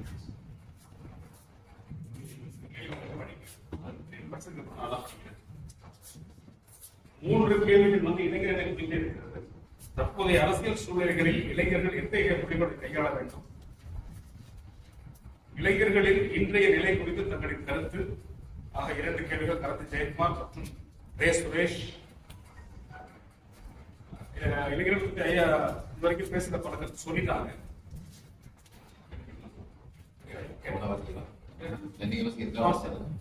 தமிழகத்தில் தற்போது ஒரு பெரும் சட்டம் ஒழுங்கு பிரச்சனையை உருவாக்கி அதன் மூலம் அதிகாரத்தை கைப்பற்ற பாஜக திட்டமிடுகிறதா? இது முதல் கேள்வி. எந்த அரசியல் கட்சியும் அதிகாரத்தை கைப்பற்றணும்னு நினைக்கிறது அவங்களுடைய உரிமை, அதை நம்ம தலையிட்டு. ஆனா அதுக்கு என்ன வழிமுறைகளை கைப்பற்றணும், ஜனநாயக வழியில தான் போகணும். இந்த கும்பமேளால வந்து எத்தனையோ பேர் செத்தாங்க. மணிப்பூர்ல 2 வருஷமா வந்து எப்படிப்பட்ட அநியாயங்கள் நடந்துகிட்டு நமக்கு தெரியும். டெல்லி ரயில்வே ஸ்டேஷன்ல வந்து ஒரு 10-15 பேர் செத்தாங்க. அந்நேரம் உண்மை கண்டறியும் குழுன்னு பிஜேபி யாரையும் அனுப்பல. இங்க உண்மை கண்டறியும் குழு அதுவும் பாருங்க, நம்மளை எவ்வளவு கேவலமா நினைக்கிறாங்க. உதாரணம், கேமல் அம்மா வந்து சினிமாவில் நடிச்சிருக்காங்க, அவங்களுடைய கான்ஸ்டுவன்சியில எந்த ஒரு பெரிய பிரச்சனையிலையும் அவங்க தலையிட்டதா வந்து இதுவரைக்கும் நான் செய்தியில பார்த்துருக்கேன். இப்ப நாடாளுமன்றத்துல வந்து எந்த முக்கியமான பிரச்சனையிலையும் ஆழமா கவனிச்சு அவங்க பேசுனதா நான் பார்த்ததில்ல. பிஜேபியில வந்து அரசியல் அனுபவம் வாய்ந்த பல பேர் இருக்காங்க. 20 வருஷம் 30 வருஷம் அரசியல் இருந்து எம்பி ஆகி மினிஸ்டர் ஆகி அவங்க இருக்காங்க. ஏன் ஹேமமாலினியை வந்து உண்மை கண்டறியும் ஒரு தலைவரை போடுறாங்க? ஏன்னா இந்த தமிழ்நாட்டு மக்களை மாதிரி படையை எதுவுமே கிடையாது. சினிமாக்காரங்க வந்தாலே பல்ல எழுச்சிட்டு போய் நிற்பாங்க அப்படின்னு நம்மளுக்கு அனுராக் தாக்கூர் தான் சார் தலைவர் வந்து Anurag Thakur. She's a member. ஆனா ப்ரொஜெக்ட் பண்ணது யாரு? ப்ரொஜெக்ட் பண்ணது சினி ஃபீல்ட் இவங்க தான் மல்லி ப்ரொஜெக்ட் பண்ணது. இன்னொன்னு, இவங்க எந்த அளவுக்கு மக்களை திசை திருப்புறாங்கன்னா, இந்த கலெக்டர் எஸ்பி மேல அவங்க பிரிவிலேஜ் மோஷன் கொண்டு வர போறதா சொல்லியிருக்காங்க. காரணம் என்ன? நாங்க எம்பிஸ் எல்லாம் வந்து எங்களை மரியாதையா இருக்கல. இப்ப அந்த எம்பிஸ் வந்து யார் வந்தது, அது யாருடைய குழு, இது ரொம்ப முக்கியமான விஷயம். அது பார்லிமெண்ட் கமிட்டி கிடையாது, அது வந்து என்டிஏ கமிட்டி. என்டிஏ கமிட்டியை கலெக்டர் எஸ்பி பார்க்கணும்னு கேட்டேன். நான் தான் பார்த்துருக்கேன், பார்த்துட்டு எல்லாம் வந்து போயிட்டு வாங்க. ஆனா அவங்க பார்க்காம விட்டாங்க. அது ஒரு தப்பு தான். அது ஒரு தப்பு இல்லை, இட்ஸ் அன் ஒமிஷன். ஆனா அது வந்து நிச்சயம் வந்து எந்த விதத்திலையும் வந்து அரசு ரூல்ஸ் அண்ட் ரெகுலேஷன்ஸ் படி தவறு கிடையாது. அப்ப இந்த இதெல்லாம் பண்றது இவங்க எதுக்கு பண்ணி பாடுறது என்ன பண்ணி நீங்க ஒவ்வொன்றா பாருங்க, கூர்ந்து கவனிங்க. விஜயுடைய பாதுகாப்பு ஏற்பாடுகளில் ஏதாவது குறை இருக்குதா ஒரு கேள்வி.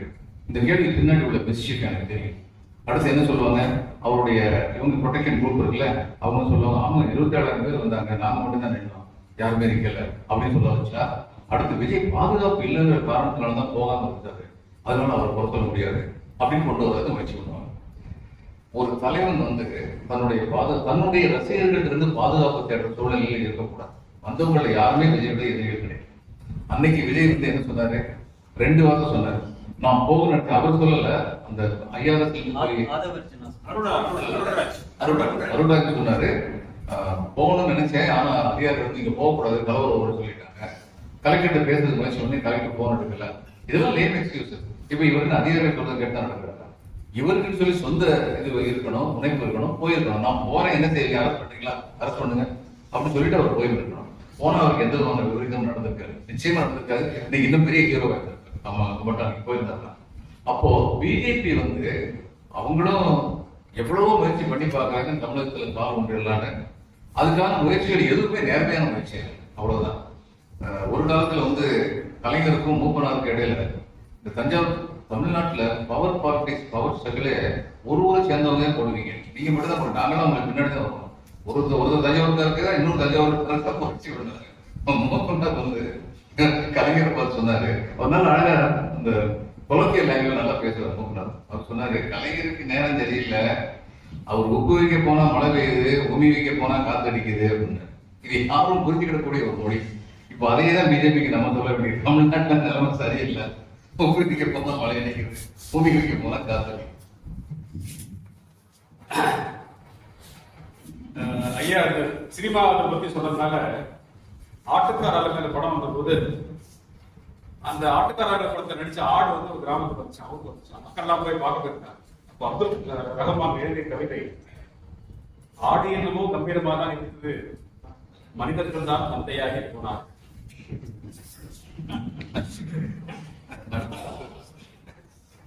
சீமான் தற்போது தமிழக வெற்றி கழகம் எழுப்பும் சில அதீத கோரிக்கைகள், இமோஷனல் இஷ்யூஸ் காரணமாக பொலிட்டிக்கல் ஸ்டெபிலிட்டி மாறுகிறதா?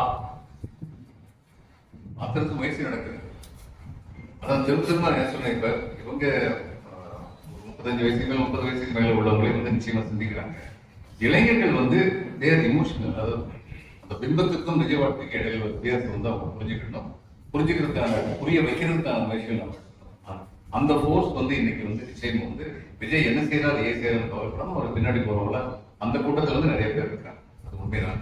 ஆனா அதை வச்சு பெரிய மாடல்கள் வந்து இன்னைக்கு விஜய் வந்து நான் நினைச்சேன் 10% ஓட்டுவாங்கன்னு நினைச்சேன், அதுக்கப்புறம் 15% நினைச்சேன். ஆனா இந்த நிகழ்வுக்கு அப்புறம் அவருக்கு 15% வரது வந்து சந்தேகம், அதோட கொஞ்சம் கம்மியா தான் வரும். அதனால அவர் வந்து ஒரு ஆட்சியை பிடிக்க முடியாது. இந்த சிரஞ்சீவி தானே பொலிட்டிக்கல் பார்ட்டி ஆந்திரால ஆரம்பிச்சு அதுக்கப்புறம் கொஞ்ச நாள் கழிச்சு பார்ட்டி வந்து காங்கிரஸோட கிராஜுவேட் ஒரு மினிஸ்டர் ஆகிட்டு சினிமாவில் மட்டும்தான் செலவு கிடைச்சது, இன்னைக்கு ரயில்வே செலவு கிடைச்சிச்சு போதும்பா அப்படின்னு சொல்லி போயிட்டாரு. அதெல்லாம் வந்து அது ஒரு சைக்கலாஜிக்கல் டிசைர் நினைக்கிறேன். சினிமாவே பார்த்து சினிமாவுக்கு பெரிய ஹீரோ ஆகிட்டு நிஜ வாழ்க்கையிலையும் ஹீரோ ஆகணும் அப்படின்னு சொல்லி நினைக்கிறது வந்து நான் விஜயோட பத்தி எப்படி கால்குலேட் பண்றேன்னா, ஒண்ணு இவர் வந்து தமிழ் வெற்றி கழகத்தை வந்து இவங்க கூட கோயலேஷன் ஏடிஎம்கே உடைய இவங்களுடைய கோயலேஷன் வர்றதுக்கான சாத்தியக்கூறுகள் இருக்கலாம். ஏன்னா இன்னைக்கு விஜய் வந்து ஒரு கிரைசிஸ்ல இருக்காரு. ஸ்டேட் கவர்மெண்ட் எதிர்த்து அவருக்கு ஹெல்ப் பண்ணக்கூடிய சென்ட்ரல் கவர்மெண்ட் தான் அப்படின்னு அவர் தூரம் போட்டு இருக்காங்க. இவருக்கு வந்து ஒரு கிளாரிட்டி இல்லைங்கிறதுனால அவர் என்ன முடிவு எடுப்பாரு அப்படிங்கிறது. எம்ஜிஆருக்கு அதே மாதிரி சொன்னாங்க. கலைஞரே எம்ஜிஆர் வந்து ஒட்டு காங்கிரஸ் சொல்லி சொன்னார். இவர் கடைசியில் காங்கிரஸ்ல போவாரு. காங்கிரஸ் அப்படியே எதிர்பார்த்து எம்ஜிஆர் ரூல் பண்ண வச்சிட்டோம். ஆனா எம்ஜிஆர் வந்து புச்சாரு, இது காங்கிரஸ் சேர்ந்தா கடல்ல கரைச்ச பெருங்க, நம்ம ஒண்ணுக்கு தான் போயிடுவோம், அடுத்து எல்லாரும் சேர்ந்து நம்மளை சிஎம் பதவியில் இறக்கிடுவாங்க, நம்ம இண்டிபெண்டாவே இருப்போம் அப்படின்னு ஒரு முடிவு பண்ணிட்டாரு. விஜய் பத்தி அந்த பயம் வந்து பிஜேபிக்கு வந்தது. அவர் பேச பார்க்கும்போது நம்ம ஒரு, ஏன்னா அவங்கதான் உருவாக்கி இருக்காங்கன்னு ஒரு பொதுவா ஒரு கருத்து சொல்லுது. அது உண்மையானலாம் நினைக்கிறதுக்கு காரணம் என்னன்னா, விஜய்க்கு வந்து அரசியல் ஆசை இருக்கு. ரொம்ப நாளைக்கு முன்னாடியே இருக்கு. ராகுல் காந்தி எல்லாம் போய் பார்த்தாரு, இளைஞர் காங்கிரஸ் சேரலாமெல்லாம் அப்படியெல்லாம் நேரம் வந்து ஒரு திட்டமா இருந்தது. அதுக்கப்புறம் தலைவா படம் எடுத்தாரு, படத்தில் நடிச்சாரு. முதல்ல எல்லாம் கொஞ்சம் கொஞ்சமா அரசியலை கொண்டு வந்தாரு. ஆனா அதுக்கப்புறம் ஒரு பிடிமானம் கிடைக்கல. அப்ப எல்லாரும் என்ன சொல்றாங்கன்னா, இவங்களுக்கு பிஜேபிக்கு பிடிமானம் கிடைக்கல. ரஜினிகாந்த் வந்து சொல்லிட்டாரு, நம்மளால ஆகாது எல்லாம் விட்டுருங்க சொல்லிட்டு புதுசா போயிட்டாரு. அப்ப விஜய் வச்சு குட் ஃபார் போத் அப்படிங்கிற ஒரு தியரியை கொண்டு வரலாம். இவர் வந்து ஆட்சிக்கு வந்து ப்ராப்பர் பண்ணி விட்டோம்னா, அடுத்து வந்து இவர் ஆட்சிக்கு வந்தாலும் விவரம் தெரியாத ஒரு ஆட்சிக்கு வந்தாலும் நம்ம ஆட்சி தான் நடக்கும் அப்படின்னு சொல்லி அவங்க நினைச்சிருக்கலாம். நம்மளை மீறி போயிடுவாராங்கிற பயம் இருந்திருக்கலாம். ஆனா இன்னைக்கு கரைசி வந்தோம்னா அவர் இருக்க பிடிக்கப்பட்டிருக்கிறார். அவர் வந்து அந்த குழப்பத்துல வந்து அவங்க பக்கம் சாயலாம். இந்த மாதிரியான சாத்தியக்கூறுல பாலிடிக்ஸ்ல வந்து சொல்லுவாங்க, anything can happen in politics சொல்லுவாங்க. பொறுத்து இருந்தா பார்க்கலாம். மற்றபடி எல்லா பிரச்சனைகளையும் வைத்து தமிழ்நாட்டில் தோற்று போன பாஜக தற்போதுள்ள அரசை டீஸ்டெபிலைஸ் செய்வதற்காக முயற்சிக்கிறதா? ஆமா, தொடர்ந்து முயற்சி பண்ணிட்டாங்க. பாரதிய ஜனதா கட்சிக்கு ஒரு அற்புதமான ஒரு கொள்கை உண்டு. எதிர்கட்சிகள் அவர்களை எதிர்க்க வேண்டும், நாம் உடன் வருகின்ற கட்சிகளை ஒழிக்க வேண்டும். அதான் தொடர்ந்து பண்ணிட்டு இருக்காங்க. இதுல வந்து பீகார்ல இருந்து அதான் பண்ணாங்க, இதுல சிவசேனாவை அப்படிதான் பண்ணாங்க. இப்ப ஏடிபி அப்படி பண்ணணும்னு சொல்லி முயற்சி பண்ணி, அதாவது அவங்களுடைய ஸ்ட்ராட்டஜி அது வந்து. இப்ப அவங்களுடைய ஸ்ட்ராட்டஜி அதுதான். நான் ஏற்கனவே சொல்லியிருக்கேன், இந்த அரசியல் கட்சியும் அவங்க பதவிக்கு வந்து ஆசைப்படுவாங்க, அதுக்கு என்னென்ன பண்ணணும் அத்தனையும் பண்ணலாம்னு யோசிக்கலாம். என் ஜஸ்டிஃபைஸ் மீன்ஸ் நினைக்கலாம். கூட இருக்கவங்க விழிப்பார்கள். With all his plus and minus points, இதுல வந்து இபிஎஸ் வந்து விழிப்பாக இருக்கு. நம்மளை இவங்க வந்து காலி பண்ணிடுவாங்க அப்படின்னு சொல்லி அவர் நினைக்கிறாரு. அதனாலதான் ஓபிஎஸ்ஐயும் சசிகலாவையும் டிவியோ உள்ளே வர மாட்டேன், ஏன்னா அவங்க வந்தாங்கன்னா இவருடைய பதவிக்கு ஆபத்து உள்ளே. அது பிஜேபி விரும்புது, அது அன்ஸ்டேபிள் ஆக்கி விடலாம். அதுக்கு இவர் இடம் கொடுக்க மாட்டேங்கிற அளவுக்கு இவர் வந்து ரொம்ப உறுதியா நிற்கிறாரு அப்படிங்கிறது நிஜம். ஆனா இவங்களுடைய யுக்திகள் வந்து தமிழ்நாட்டில் ஏன் பலிக்க மாட்டேங்குது அப்படின்னா, இவங்க வந்து திமுகவுக்கு எதிராக அரசியல் பண்ணுனா சரி, அதுக்கு வந்து ஒரு ஆதரவு இருக்கும். ஆனா இவங்க பண்ற அரசியல்லாம் தமிழருக்கு எதிர்க்கான அரசியல், அங்கதான் பிரச்சனையே இருக்கு. அவ்வளவு லேசா இவங்களுக்கு தமிழ்நாட்டில் வந்து நோக்கி கிடைக்கும். Vikram, what is your opinion about GST rationalization? Do you think it will give real growth to the economic activity and increase consumer spending, purchasing power of common people? Will it help the growth of small-scale industries, or will it help only the corporates? Vikram. GST reduction. இது ஒரு fraud.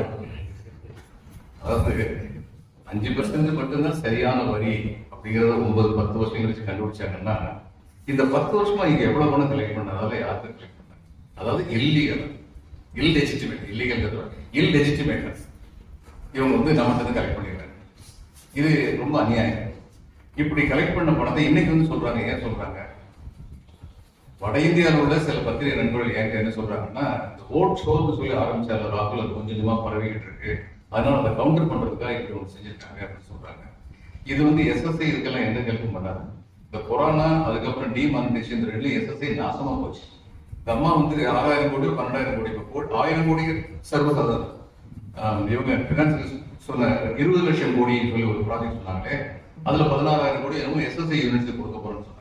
இப்ப நம்ம எல்லாருக்கும் என்ன தெரியும், ஒன்னு என்ன சொல்லுவாங்க, இது 20 லட்சம் கோடி ஏதோ இனமா கொடுக்குற மாதிரி தெரிஞ்சது, அது வந்து பேங்க் லோனு.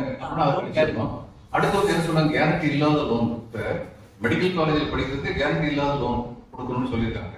பேங்க் வந்து என்ன சொல்றாங்க, 4 லட்சம் வரைக்கும் கேரண்டி இல்லாத லோன் கொடுக்குறோம், அதுக்கப்புறம்னா அதுக்கு மேலனா கேரண்டி வேணும். இப்ப 4 லட்சத்துல யார் மெடிக்கல் காலேஜ் படிக்க முடியும்? ஃபீஸ் எவ்வளவு இருக்குன்னு எல்லாருக்கும் தெரியும். அப்ப இது மாதிரி தான் எல்லாமே. இப்ப பேங்க்ல குறைக்க முடியுமா?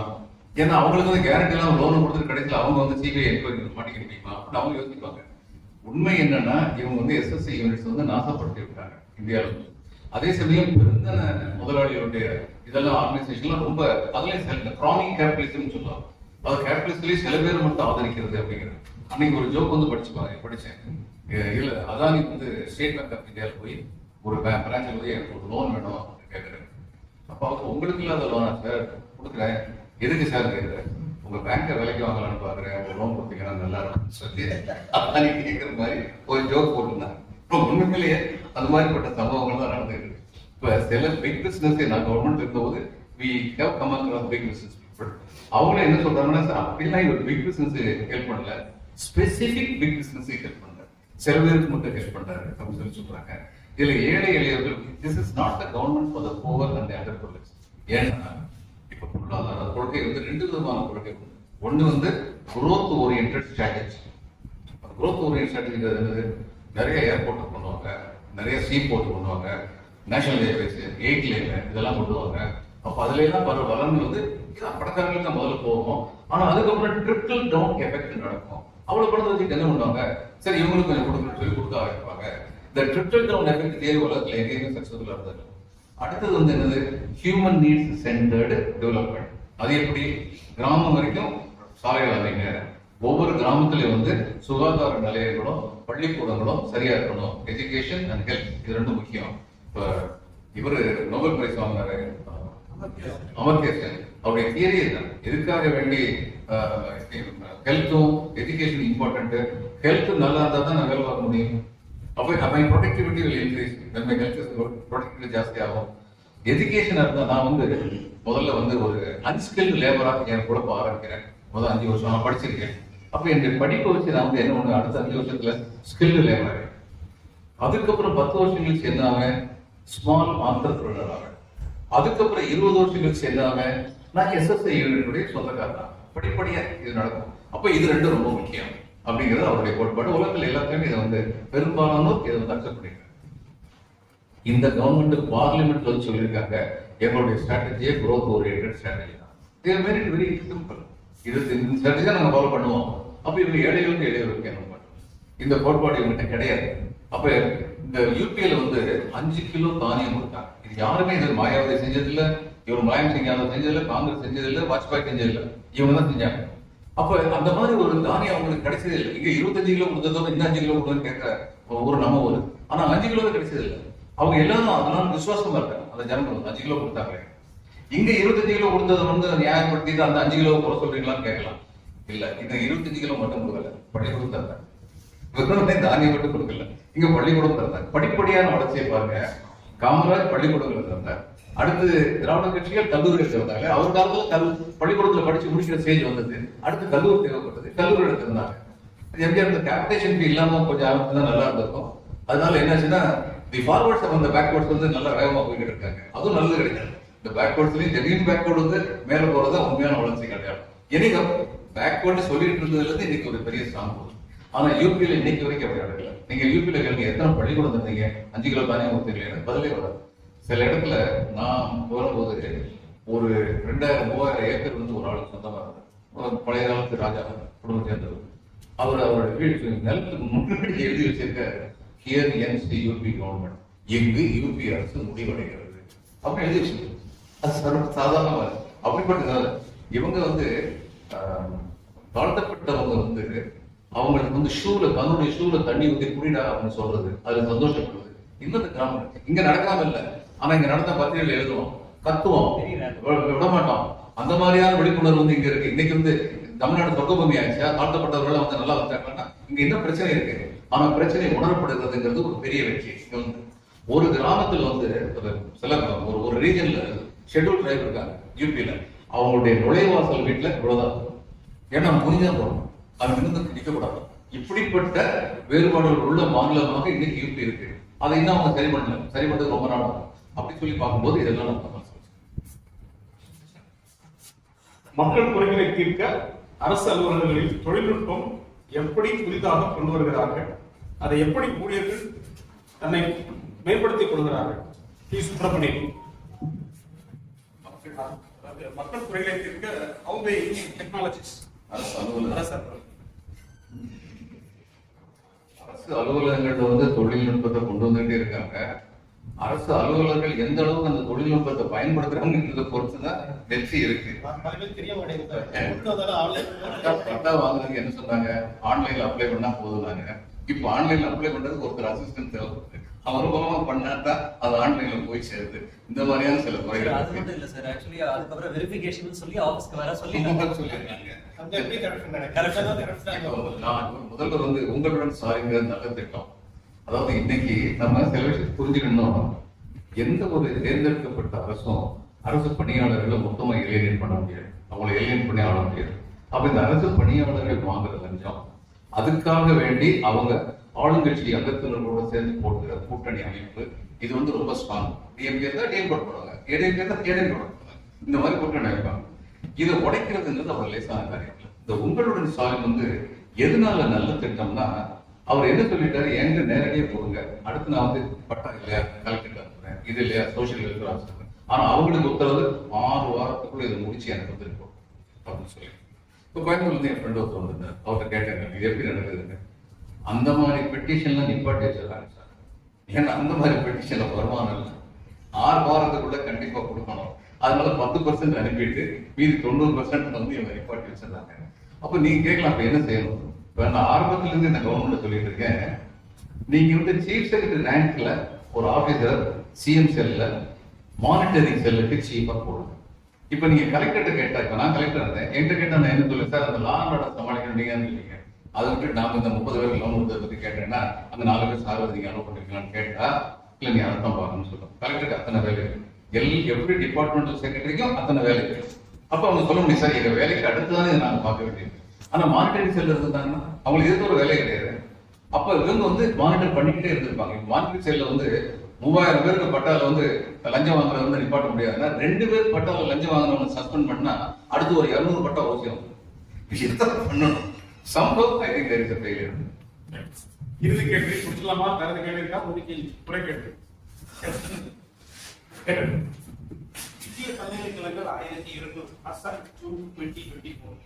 இந்த பல்கலைக்கழகங்கள் இல்லாத சமூக நீதி அரசியல் ரீதியான போராட்டங்கள் JNU, Delhi university, Osmania, Punjab university, Jadavpur, Chennai IIT இங்க மட்டும் இருக்கிறதுக்கான காரணங்கள் ஏன்? சென்னை ஐஐடியில் இருக்கிறது காரணம் அங்க சப்ரேஷன் அதிகமாக இருக்கு, அதுதான் காரணம். அழுத்தம் அதிகமாக கொடுக்கப்படும் போதுதான் மேல வந்து எழுவாங்க. ஜேஎன்யூ வந்து அது ஆரம்பிச்ச காலத்துலேருந்தே லெஃப்ட் ஆஃப் சென்டர், அந்த ஜவஹர்லால் நேரு யூனிவர்சிட்டி. ஒரு காலத்துல ஜேஎன்யூல இருந்து நம்ம ஃபாரின் சர்வீஸுக்கு நிறைய பேர் வந்தாங்க. இப்ப நான் ஏசி நுழையும் போது செயின்ட் ஸ்டீஃபன்ஸ் ஒரு காலேஜ் டெல்லி யூனிவர்சிட்டியில, ஜேஎன்யூ ஜவஹர்லால் நேரு யூனிவர்சிட்டி, இங்க 2 இருந்தா 40% ஆஃப் ஐஏஎஸ் ஆஃபீஸர் இந்த 2 இருந்தா வருவாங்க. இன்னைக்கு இருக்கிற வெளியுறவுத்துறை அமைச்சர் ஜெய்சங்கர் வந்து என் பேசினேன். அப்போ ஒரு நாள் ஜெய்சங்கரும் நானும் இன்னொருத்தரும், ஜெய்சங்கர் வந்து ஈஸ் ஃப்ரம் ஸ்டீஃபன்ஸ் இல்ல ஜேஎன்யூ. அப்ப நாங்க 3 பேர், அவர் வந்து ஸ்டீஃபனை செயின்ட் ஸ்டீஃபன் பைக்கில் ஸ்டீஃபனை சொல்லுவோம். உடனே ஜெய்சங்கர் என்கிட்ட கேட்டாரு, பாலா எங்க இருந்து எந்த காலேஜ்? நான் ஜேஎன்யூ எலிமெண்ட், நீ எங்க இருந்து படிச்ச? நான் ஐயனாடா ஜானியம் ஐயனாடா ஜானியம் சிவகாசி. அப்புறம் அவர்கிட்ட யூ ஐ ஸ்டீஃபனை, ஏன்னா அவங்க 2 கிடையாது அப்படி ஒரு ஐ ஸ்டீஃபனை அப்படின்னா உடனே இவர் என்கிட்ட ஐயனாடா ஜானியம் college is very famous, but இந்த காலேஜ் இஸ் சரியா கேட்கலையே. அந்த அவங்க போராட்டம். இந்த JNU by nature left of centre இருந்தாங்க. ஜாதவ்பூர் யூனிவர்சிட்டி பெங்காலிஸ் வந்து அதே காரணம் தான், லெஃப்ட் ஆஃப் சென்டர். இன்னொன்று என்னன்னா, இந்த left of centre attitude was encourage அங்க வந்து. இதுல வந்து பஞ்சாப்ல வந்தது காரணம் அகாலிகள் ரொம்ப நாளா அவங்க மனசுல உண்டு, நம்மள வந்து நமக்கு உரிய கௌரவம் அளிக்கப்படுறது. அப்ப இந்த பெரிபரல் ஏரியால எல்லாம் இருந்த அளவுக்கு சென்ட்ரல் ஏரியால வந்து வராதுக்கு ஒரு காரணம், சென்ட்ரல் ஏரியாவில் பெரும்பாலும் படிக்கிறதுக்கு வந்தவங்க வந்து கொஞ்சம் வசதியானவங்க இருந்தாங்க, சோசியலி அண்ட் எக்கனாமிக்கலி பவர்ஃபுல். அவங்க தங்களுடைய அதிகாரத்தில் நிலைநாட்டிக்கணும்னு ஆசையா இருந்தாங்க, அதனால அங்க இருந்து அப்படிப்பட்டாங்க. இறுதி கேள்வி கொடுக்கலாம் சார். ஓட் சோரி நம்ம நாட்டில் நடக்குது வாய்ப்பு எப்படி? ஓட் சோரி நடக்குது, பன்னாட்டில் நடக்குது, தமிழ்நாட்டிலே அதுக்கான வாய்ப்பு இருக்கிற வாய்ப்பு வருது. உங்களுடைய கருத்து? ஆமா, இப்ப 3000 ரூபாய் கொடுத்து 3 கட்டிங் கொடுத்து ஓட்டு வாங்குறதே ஓட் சோரியா? அது ஒண்ணுதான் இருக்கு. ஓட் சோரி எங்கேயும் இல்லையா, பன்னாட்டுக்காரங்க நிறைய வந்துட்டாங்க, அதனால சொல்றேன். ஒரு 1.5 கோடி 2 பேர் இருக்காங்க. இல்ல இப்ப வடநாட்டுல இருக்கு. அதாவது கேட்க வேண்டிய கேள்வியை கேட்க மாட்டேங்கிறாங்க. உதாரணமா 65 லட்சம் பேர் டெல்லி பண்ணதுல இப்ப 45 லட்சம் பேர் தான் இது வந்திருக்காங்க மறுபடியும் எல்லாம் டெல்லி பண்ணிருக்காங்க. ஒரு தப்ப 20 லட்சம் பேர் டெலிஷன் வந்து தப்பு தெரிஞ்சிருச்சு. அப்ப ராகுல் காந்தி எல்லாரும் நம்ம வெற்றி அடைஞ்சிட்டோம், 20 லட்சம் பேர் காப்பாற்றணும்னு சொன்னா இவங்க எந்த தேதியில வந்து டிராப்ட் லோன் பப்ளிஷ் பண்ணாங்களோ அந்த டெலிஷன் நம்பர் கொடுத்திருக்காங்க. இப்ப 1 ஜூன்ல வந்து இவங்க வந்து ஒரு ரோல் கொடுத்திருக்காங்க. அந்த ரோல்ல இருந்து இப்ப டெலிஷன் பண்ணதை தவிர 1 அக்டோபர்ல வந்து இன்னொரு ரோல் கொடுத்திருக்காங்க. நான் கேட்கிறேன், 1 ஜூன்ல இருந்து 1 அக்டோபருக்குள்ள எவனுக்குமே 18 வயசு முடியலையா? ஏன் 17.25 வயசுல இருந்து 18 வயசு ஆயிடுச்சு அந்த 3 மாசத்துல. அடிஷன் ஒண்ணு கூட இல்ல. இதை ஏன் யாருமே கேட்க மாட்டேங்கிறாங்க? எல்லாருமே அந்தந்த தற்காலிக வெற்றியை சந்தோஷப்பட்டுறாங்கன்னு சொல்லி நான் நினைக்கிறேன். வடநாட்டுக்கு ரொம்ப நடக்குது. ஏன் எனக்கு தெரியும், ஒரு காலத்துல வந்து இங்க தேர்தல் நடந்திருந்தது, ஒரு மஞ்சள் பெட்டி பச்சை பெட்டி தான் இருந்துச்சு. ஒரிஜினலா 52, 57 எல்லாம் எங்க அப்பா சொல்லியிருக்காங்க. அப்போ ஒரு குறிப்பிட்ட இதுல வந்து தாழ்த்தப்பட்டவர்களுக்கு வந்து ஓட்டு போட மாட்டாங்க. வில்லேஜ் முடிச்சு உட்கார்ந்து இருப்பாங்க. அவருக்கு எல்லாம் போங்க அப்படின்னு சொல்லிட்டு அவர் பச்சை பெட்டியில எல்லாத்தையும் போட்டு வச்சிருக்காங்க. இங்க அந்த காலத்துல அறிவு இல்லாம இருந்தது, அவேர்னஸ் இல்லாம இருந்தது இருந்தது. ஆனா இப்ப அவேர்னஸ் ஜாஸ்தியா இருக்கு. வெவ்வேறு விதமான திருட்டுகள் நடத்த முயற்சிகள் எடுக்கப்பட்டு கொண்டுதான் இருக்கின்றன எல்லா அரசியல் கட்சிகளாலும். ஆனா இங்கு அது வெற்றி பெறுவதற்கான வாய்ப்புகள் வந்து குறைவு. இன்னொன்னு பல பேருக்கு தெரிஞ்சு யாருமே பேசாம இருக்கிறது, இந்த போலிங் ஏஜென்ட் இருக்காங்கல்ல, ஒவ்வொரு பார்ட்டிக்கும் போலிங் ஏஜென்ட் இருக்காங்க. அந்தந்த போலிங் ஏஜென்ட் அந்தந்த போலிங் பூத்ல போய் உட்காந்துருப்பாங்க. 2 விதமா இந்த போலிங் ஏஜென்ட்டை காம்ப்ரமைஸ் பண்ணலாம். ஒண்ணு வந்து என்ன, நான் வந்து ஒரு பார்ட்டியுடைய பவர்ஃபுல்லான பார்ட்டி, அடுத்த பார்ட்டி போலிங் ஏஜென்ட்டை வந்து 5000 ரூபாய் கொடுத்துடுறேன், 1000 ரூபாய்க்கு போயிரு அப்படின்னு சொல்லி சொல்றது ஒரு வழி. அப்படி சொல்றாங்க, அப்படி நடக்கிறதுங்கிறது உண்மை. இன்னொன்னு என்ன தெரியுமா, 2 பார்ட்டி பவர்ஃபுல்லான பார்ட்டி, அப்ப 2 பேரும் என்ன சொல்லுவாங்க, நான் பண்ண ப்ராடெல்லாம் நீ கண்டுபிட கூடாது, நீ பண்ண ப்ராடெல்லாம் நான் கண்டுபிட மாட்டேன். அப்ப உலக பெண்கிற பேர்ல 10 பேர் வந்தாங்கன்னா ஆமா 10 பேர் ஏன் ஆளு, நீ கண்டுபிட கூடாது. கந்த பெண்கிற பேர்ல 7 பேருக்கு ஏன் ஆளு, அதை பத்தி நீ பேசக்கூடாது. இந்த மாதிரியான சைலண்ட் அப்ரூவல் நடக்குது. இதெல்லாம் வந்து இந்த சில விஷயங்கள் வந்து வெளிப்படையா பேசப்படுறதே கிடையாது. ஆனா கொஞ்சம் நுணுங்கி ஆராய்ஞ்சோம்னா இப்படிப்பட்ட தவறுகள் நடக்கிறதுக்கான வாய்ப்புகள் இருக்கு. ஆனா அந்த ஓட் ஷோர் அங்க நடந்துச்சு வருங்க, அந்த அளவு பெருசா இங்க நடக்கிறதுக்கான வாய்ப்புகள் வந்து ரொம்ப குறைவுன்னு சொல்லி ஆதாரோட லிங்க் பண்ணா இது ஸ்டாப் ஆகும்னு நினைக்கிறேன். ஆதாரோட இல்ல ஆதார் வந்து ஜிஎஸ்டி டாஸ்மாக் ஜிஎஸ்டியோட கம்பைன் பண்ணா கூட நல்லா இருக்கும். செய்ய மாட்டாங்கல்ல, அது ஆதாரோட கம்பைன் பண்ணா நல்லா இருக்கும். செய்ய மாட்டாங்க. ஆதார் கரெக்டா இருக்குன்னு நீங்க நினைக்கிறீங்க? இல்ல, கரெக்டா joint additional director general Aadhaar கார்டுக்கு வந்து இன்சார்ஜா பெங்களூர் உட்கார்ந்துருந்தது வந்து one Tamil officer IAS officer Orissa கார்டு. அவர் வந்து என்கிட்ட வந்து சொன்னார், வெளிநாட்டுக்காரெல்லாம் ஆதார் கார்டு வாங்கலாம் சார், அதுக்கெல்லாம் பாசிபிலிட்டி இருக்கு. ஆனா எந்த ஒரு சிஸ்டமே பெர்ஃபெக்ட் கிடையாது. இப்போ ஆதார்ல வந்து உங்களுக்கு ஒரு 92% பெர்ஃபெக்டா இருந்ததுன்னா அந்த 8% ரிமூவல் பத்தி நம்ம யோசிக்கலாம். ஆனா அதை இம்ப்ளிமெண்ட் பண்ணிருக்கணும். அதை பண்ணா இப்ப பாஸ்போர்ட் வந்து போலி பாஸ்போர்ட் கிடையாது. பாஸ்போர்ட் மட்டும் ஒரு official document, Aadhaar official document இல்லைன்னா என்ன? இந்த நேரத்துல எலெக்ஷன் கமிஷன் பத்தி எல்லாம்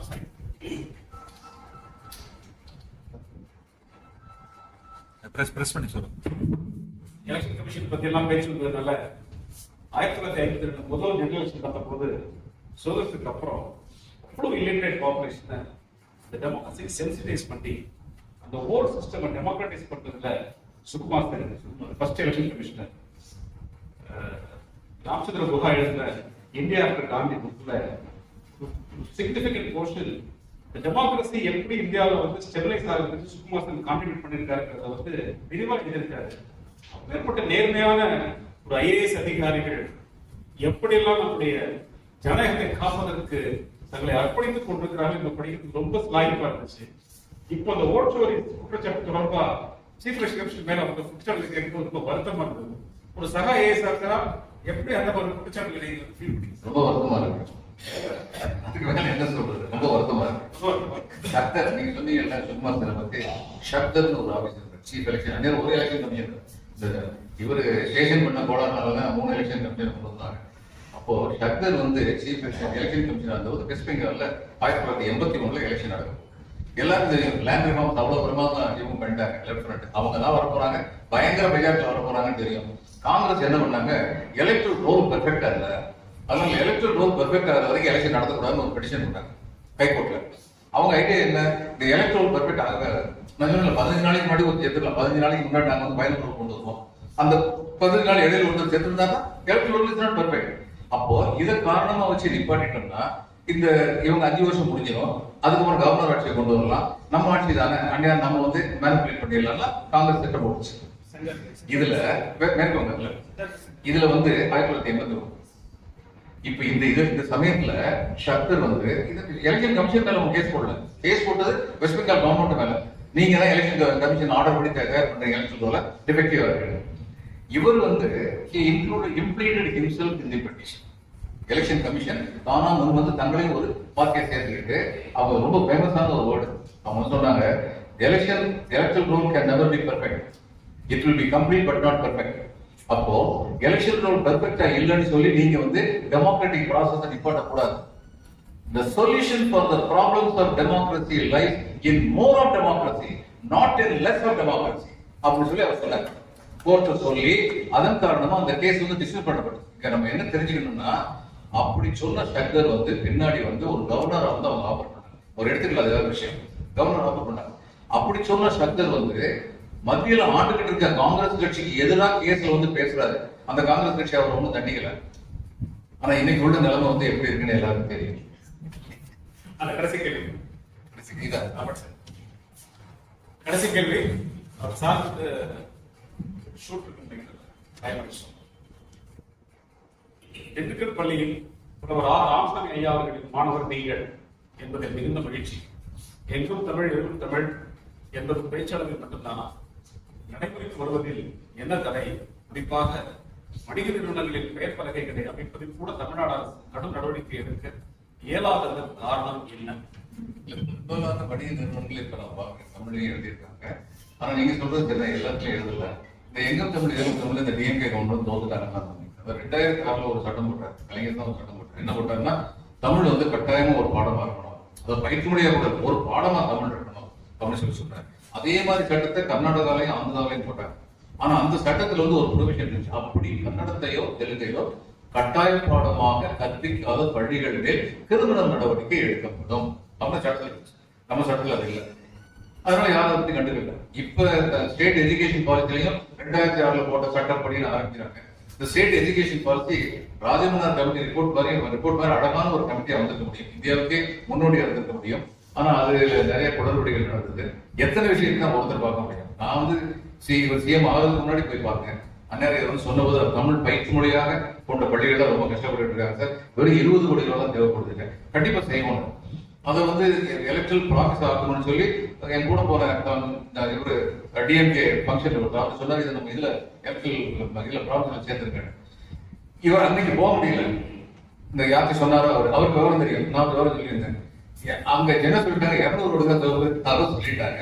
ஐயோ 200 கோடினா அது தலைவர் சேர்க்கல. அதுக்கப்புறம் இன்னைக்கு வரைக்கும் தமிழ் பயிற்று மொழியாக உள்ள பள்ளிகள் 2010லயோ அல்லது 2003லயோ ஒரு சட்டம் போட்டாங்க. இது வரைக்கும் எய்டட் ஸ்கூல்னு ஒரு கான்செப்ட் இருந்துச்சு. அதாவது கவர்மெண்ட் நடத்த பள்ளிக்கூடத்தை தனியார் பள்ளிக்கூடம் நடத்தினா டீச்சர் சேலரி அத்தனையும் கவர்மெண்ட் கொடுக்கணும், அதான் எய்டட் ஸ்கூல். இப்ப நான் சென்ட் மேரிஸ் ஹை ஸ்கூல்ல படிச்சேன், அவங்களுடைய சேலரி அத்தனையும் வாத்தியார் வந்து கவர்மெண்ட் தான் கொடுக்குது. நிறைய ஸ்கூல்கள் அது மாதிரி கொடுத்துருக்காங்க. இனிமே வர்ற பள்ளிக்கூடங்கள் அவங்களா பாத்துக்கணும்னு சொல்லிட்டேன். அப்போ இங்கிலீஷ் மீடியத்தில் நடத்துறவங்க எல்லாம் கொடி சொல்றேன், தமிழ் மீடியம் நடத்துறவங்க எல்லாம் ரொம்ப கஷ்டப்பட்டு இருக்காங்க. அப்ப இந்த பள்ளிக்கூடங்களுக்கு எல்லாம் வந்து உதவி செய்யணும்னு சொல்லி சொன்னது இன்னைக்கு வரைக்கும் அது கூட இந்த அரசு வந்து பண்ணல. கொஞ்ச நாளைக்கு முன்னாடி சீஃப் செக்ரட்டரி கேட்பாங்க, அவரும் சொன்னாரு, சொன்னதுல வந்து என்ன சார் இது மாதிரி பண்ணிடுவோம் சார். ஏற்கனவே 41,000 பேர் மாணவர்கள் இருக்காங்க.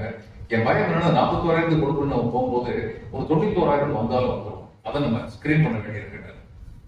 இப்போ இப்பதான் 2,300 கோடி ரூபாய் என்னமோ RTE ரிலீஸ் பண்ணிருக்காங்க ரைட் டு எஜுகேஷன்ல. எந்த ஸ்கூலுக்கு போற குழந்தைங்களுக்கு பிரைவேட் ஸ்கூல்ல எல்கேஜி யூகேஜி இங்கிலீஷ் மீடியத்தில் படிக்கிறது அது வேண்டாம் நான் சொல்லல, நல்ல தாராள படிக்க வைங்க. இங்கிலீஷ்ல படிக்கிறதுக்கு இவ்வளவு பணம் கொடுக்க நீங்க தமிழை பயிற்சி முறை ஸ்கூலுக்கு கொடுக்க வேண்டாமா? இது எதனால இந்த அரசுக்கு வந்து இன்னும் புரிவிடமான, ஏன்னா ஒரு இனத்தை அழிக்க வேண்டும் என்றால் அதன் மொழியை சிதைத்து விட்டால் போதும் அப்படின்னு சவுத் ஆப்பிரிக்கன் பிரசிடென்ட் வந்து சொன்னார். அதான் உண்மை. அதனால இன்னைக்கு தமிழ் மொழியை சிதைக்கிற முயற்சி நடந்துட்டு இருக்கு. அது ரொம்ப ஆபத்தான, அவ்வளவுதான் சொல்ல முடியும். நன்றி வழங்க